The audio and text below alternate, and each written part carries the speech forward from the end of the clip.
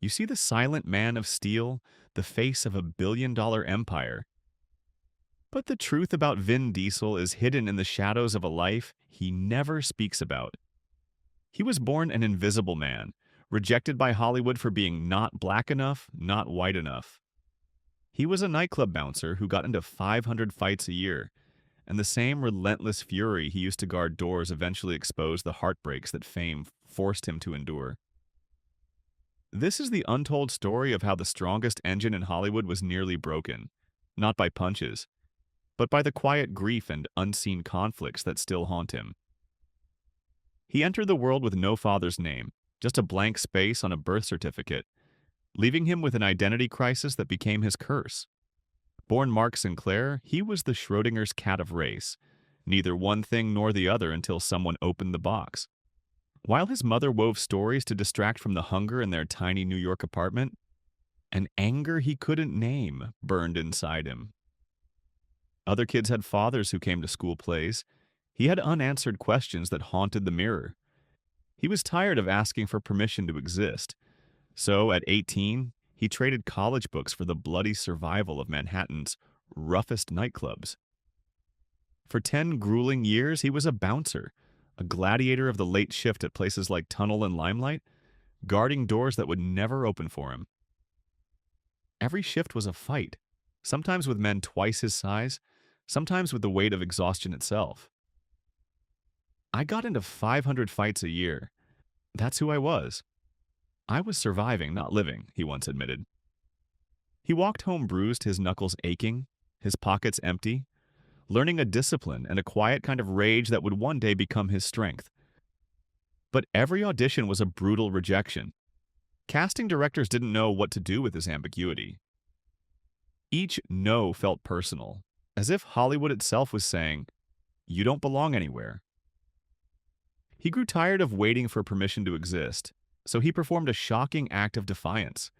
With only a paltry $3,000 borrowed from friends, he bought a secondhand camera and shot a short film in 3 sleepless days called Multifacial, a raw cry against the industry that wouldn't cast him. He wrote it, directed it, and acted in it because no one else would help him. When he finished, he was broke again, his future smaller than ever. But that raw, imperfect film shown at the Cannes Film Festival carried an honesty no rejection could kill. That one act of unthinkable defiance was his door. A door Steven Spielberg watched, waiting for the right moment to pull Mark Sinclair out of the shadows. But while fame gave him everything, it immediately demanded a soul-crushing price. Fame didn't arrive for him like a sunrise. It hit like a storm after his performance in Saving Private Ryan. With his star exploding, Vin Diesel quickly learned a devastating truth. Fame is not freedom. It's a prison with better lighting. While the cameras adored him, the silence at home grew louder. On the set of the first Fast and Furious, he had real-life sparks with the fierce Michelle Rodriguez, a chemistry that needed no script. They stayed behind when the camera stopped, two souls caught between fiction and something too real to ignore. "It was real," Vin later said softly. But love couldn't live under the lights. The relentless pressure, the press tours, and the noise of Hollywood proved louder than their hearts, and the relationship faded quietly, painfully, like a car that ran out of fuel on an empty highway. But that wasn't the whole story. As his stardom peaked, he met the Czech model Pavla Herbova, a woman whose calm grace was an antidote to the chaos. She gave him what no fame could buy: quiet. She saw Mark, not Vin Diesel. For 2 years, he was simply gentle, cooking her breakfast and learning her language. He was so sure he'd found peace that he actually proposed, offering a ring and a promise. She simply smiled, kissed his hand, and whispered, "No." She told him she couldn't live in the world he commanded. "You deserve the world," she told him, "but I can't live in it." He didn't beg. He just nodded and let her go, left with a powerful, empty silence he never truly filled again.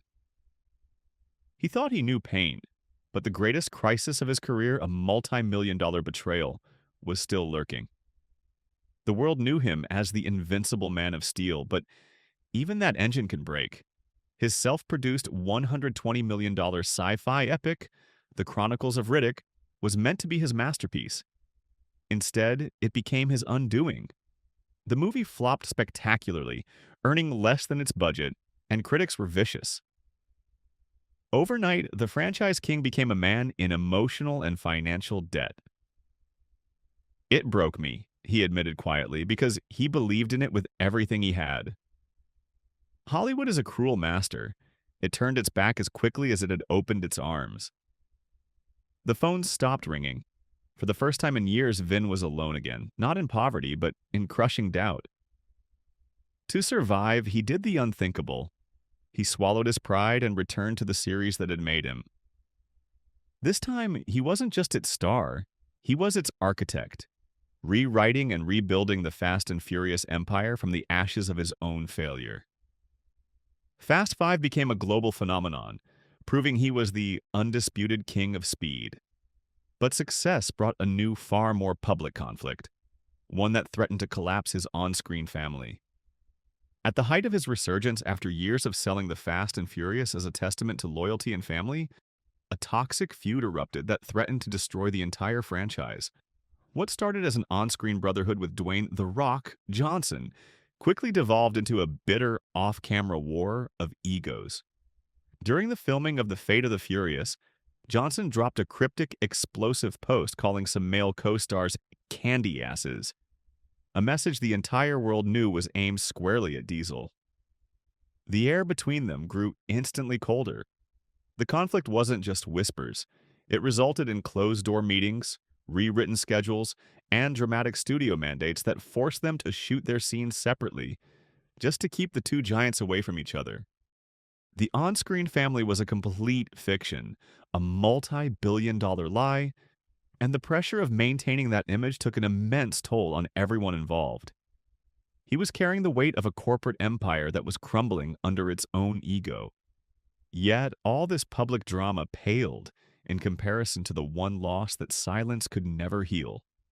Tragedy struck at 100 miles per hour when his brother in life and on screen, Paul Walker, was off in a catastrophic car crash during the filming of Furious 7. The world of Fast and Furious stopped instantly. Vin locked himself away for weeks, unable to process the loss of his friend, his other half. When he finally returned to set, his voice was cracked with tears, forced to act out a family he no longer felt whole in. It wasn't acting, he said later, it was goodbye. The pain remains an unbreakable commitment. To this day, Diesel halts all filming every November 30th, no matter the cost or the studio's pressure. There is always one empty chair on the Fast and Furious set, a chair no one touches, beside a folded jacket and a photograph. When his youngest daughter was born, he named her Pauline. It wasn't just a name, it was a promise. "I felt him there in the delivery room," he said. "It was the first time I could smile again." He became the godfather to Walker's daughter Meadow, walking her down the aisle on her wedding day. The loyalty is blood deep. He has built an empire on speed and muscle, but what truly makes him timeless is that in his story, family doesn't end with a final breath, it just shifts from flesh to memory. Vin Diesel finally found his finish line not in speed, but in stillness, in the arms of his partner Paloma and their children. He turned a fatherless, hungry childhood into a $10 billion empire, survived Hollywood's cold shoulder, endured brutal heartbreaks, and emerged from crippling failure. He has been a silent bouncer, a betrayed producer, and a fiercely loyal brother. But as the engines roar on and the final films are made, a question remains. Was the emotional cost of building an unbreakable family on screen worth the loss of peace he had to make behind closed doors? That loyalty, that sacrifice, it defines him. If you believe that family bonds transcend fame, hit the like button on this video right now. We want to hear your thoughts.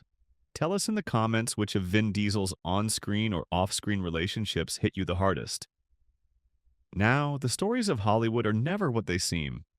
If you want to keep exploring the hidden price celebrities pay for their empires, make sure you're subscribed and have those notifications turned on. Next week, we're exposing the truth behind another action star who paid a brutal price for his success.